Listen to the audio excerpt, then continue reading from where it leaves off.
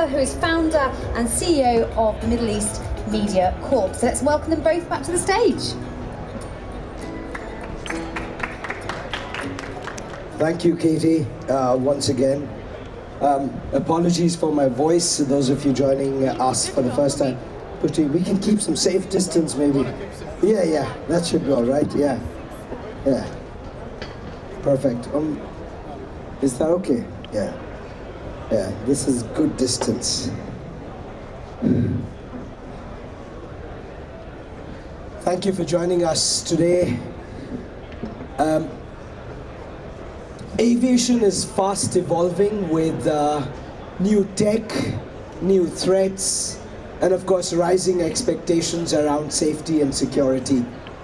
As someone who's been passing through DXB gates almost 10 times every quarter for the last 15 years or so, as a journalist, as a storyteller, I can bring that personal touch and say that every time we pass through DXB gates, we take the security for granted, but I can tell you that it doesn't come easy.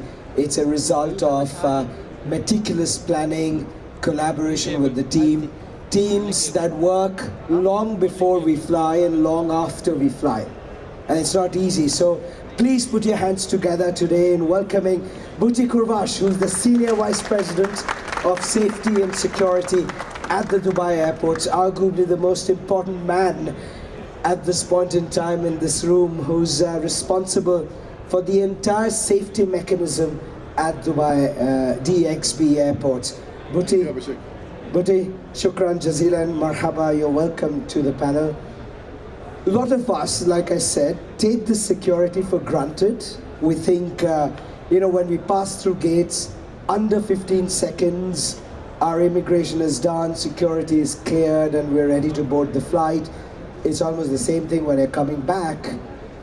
But this is like a well-oiled machine which needs daily vigilance.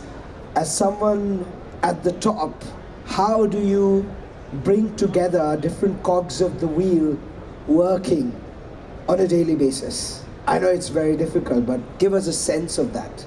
So Marim, thank you very much first for this invitation and this opportunity as well to be part of this great event.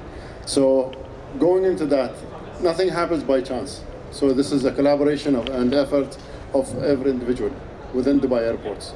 It's not just Dubai airports, it's also our stakeholders. And we value them a lot. So it is immigration, police, customs, the whole lot. We all work for the one beat. And we have also something called One DXB. That's a new methodology that we've implemented within Dubai airports, that we talk one language. We walk the walk while we deliver. And this is how we keep ourselves. We always have to look for the new opportunities, new ways to innovate. That's the only way that we can stay ahead of the game. And without that collaboration, without that looking into, and the people around the hearts, that creates the difference within Dubai airports. Yeah. So nothing is built by chance. Yeah. It's all work. People, they know the best and they want to deliver the best. That's the nice thing within Dubai airports. Yeah. And this is the aspiration as well. It's always by design, so nothing happens accidentally here in Dubai. I moved to Dubai in 2007, so this is my 18th year. And every time I've passed through DXB, I've seen something new happening. And I'm sure behind the scenes, you're working on threats. 2007 was a very different world we lived in. There was no AI, there was no, no chat GPT, there was, internet was a different era. 2025, you've got threats that we don't know. How has that changed for you? So if we talk about security threats, changed a lot. Even throughout the years. The big change happened with 2001 with the 9/11. But there's also a lot of incidents that happened throughout the years. And we're not going to go into more detail about what is the threat, but it's always how can we be on top of our game regarding how we can capture. And what is the evolution of threat?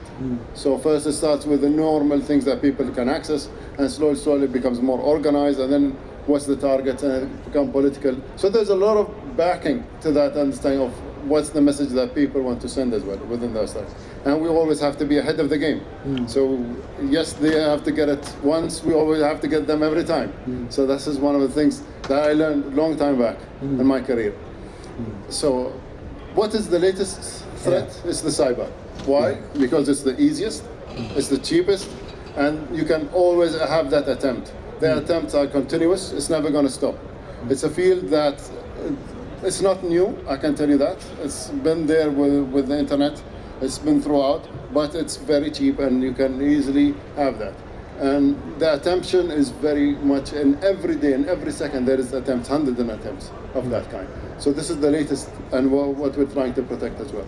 Absolutely. You mentioned ransomware, cyber attacks. Just to give you a sense of understanding, in fact, I want to put you not necessarily in a spot of bother, but I want to ask you, between last January and early this April, ransomware or cyber attacks globally grew by how much percent?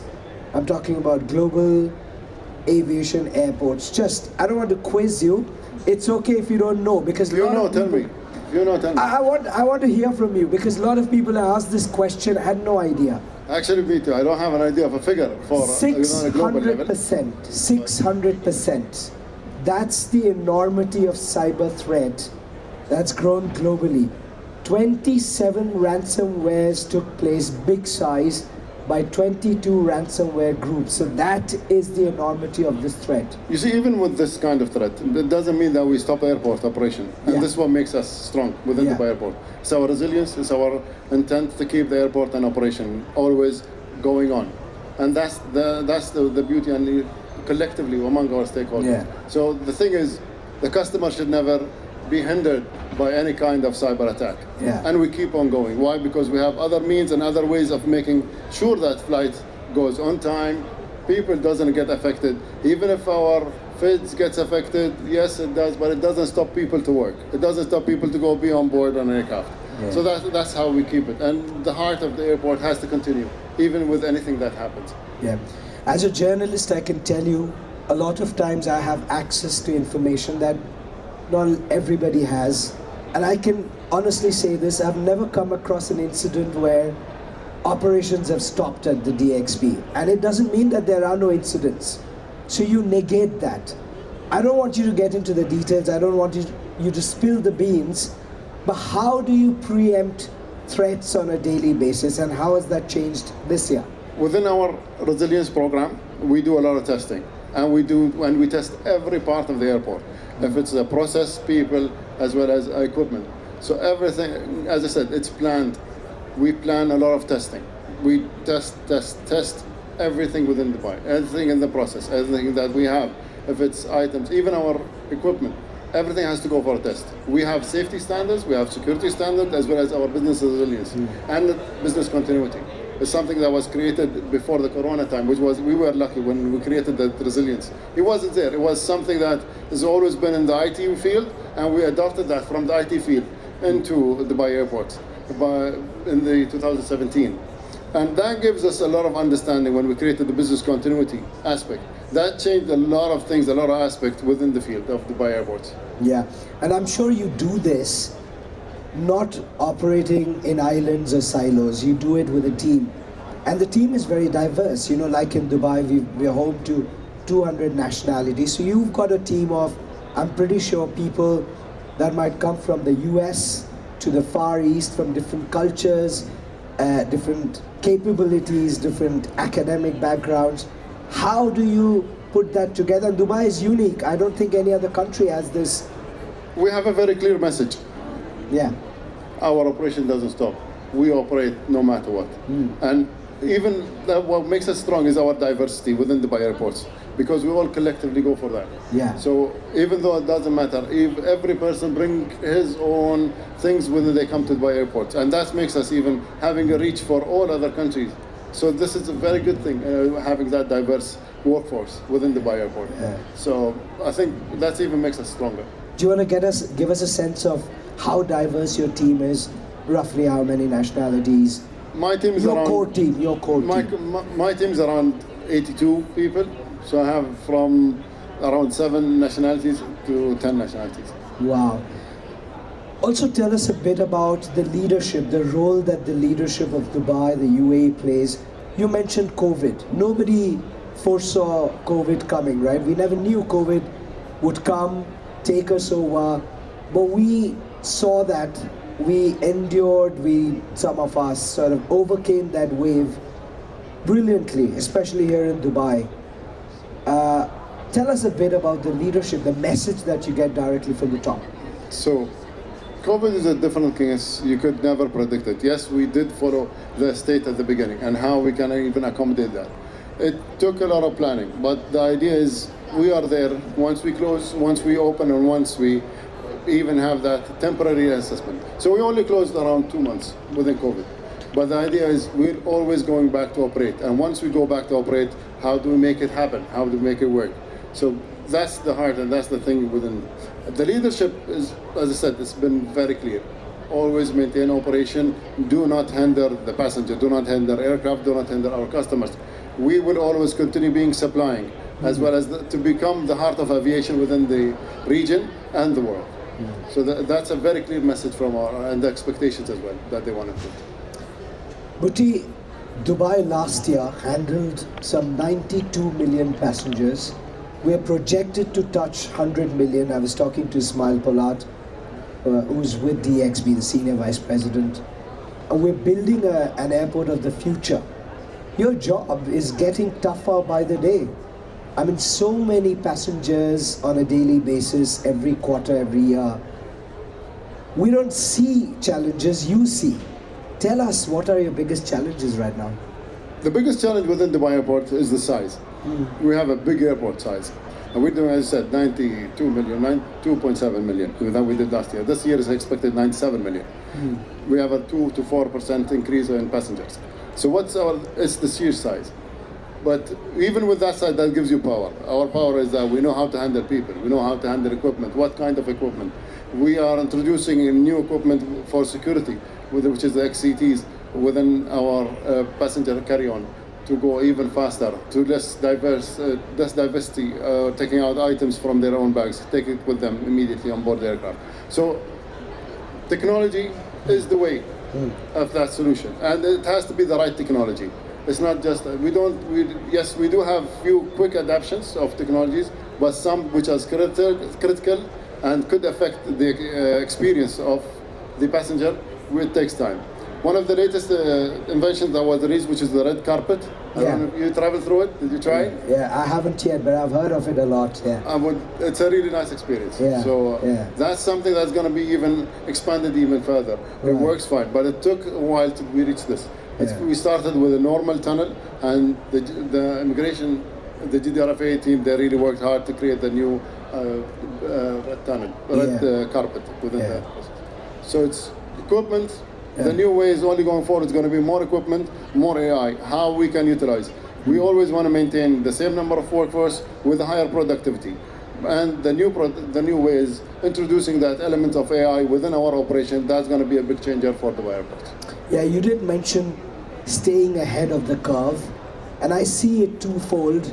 You obviously have to stay ahead of your enemies because they're getting smarter as well.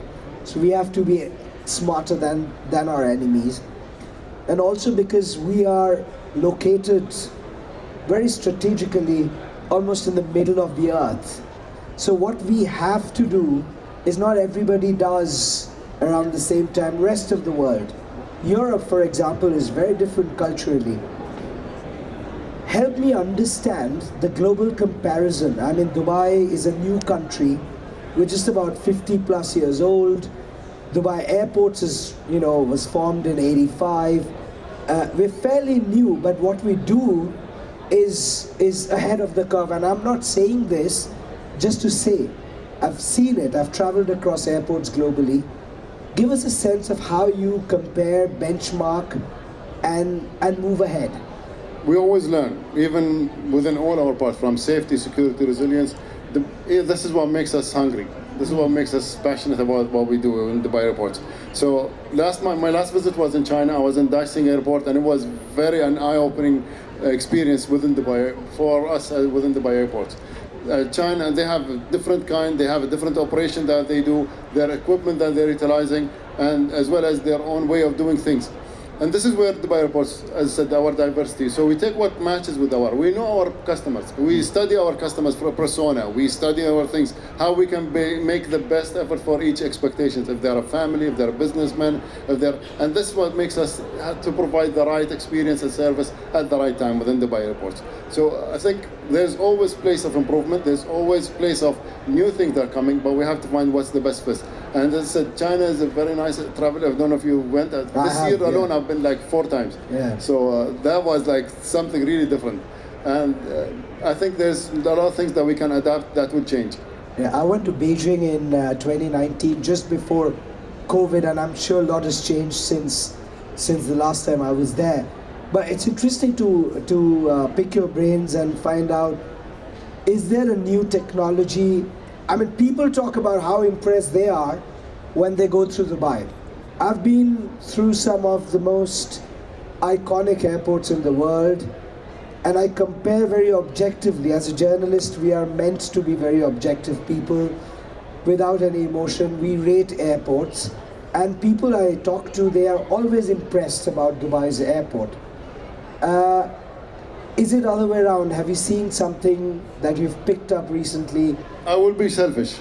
Yes. Dubai is a great time. The experience you will get in Dubai, you're not going to find it in anywhere. Yeah, so if you're arriving, if you're on a first class or a business class, 25 minutes to 40 minutes, you're already out.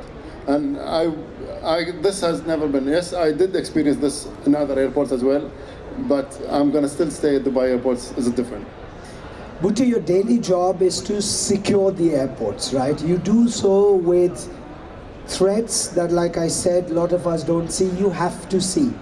How are you using AI, data to see the threats that are coming, preempt? Give us a sense of that. So when you're talking about big data, we're talking about other things. Yes, we do have that systems. It's the collaboration as well of each entities. Yeah. There's a lot of things that we can utilize. One of them is like our CCTVs, our expectations, our perimeter protection. It's a collective of integration of old systems and new systems that makes it work. So some old systems has to be replaced, of course, which is, as I said, what makes the Dubai Airport challenging is its sheer size, but we do manage that, and we always want to be ahead of the game in terms of technology. If the sheer size is already challenging, you have a much bigger task when the new airport comes through.